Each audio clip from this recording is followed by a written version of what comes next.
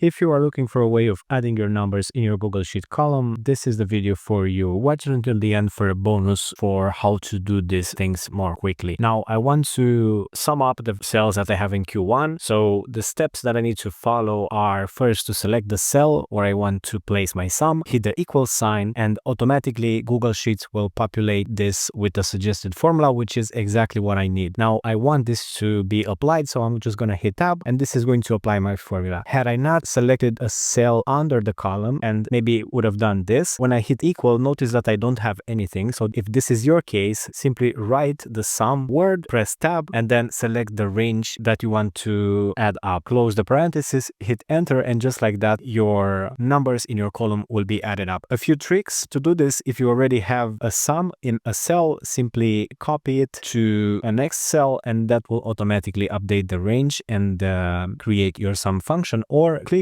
on a cell to the right of another cell where you have this formula added in, press Ctrl and R, and this will also automatically add a sum and update the data ranges. This is how to do it. Let me know in the comments if you had any issues and I'll try to help you out. Thumbs up the video and subscribe for more content just like this.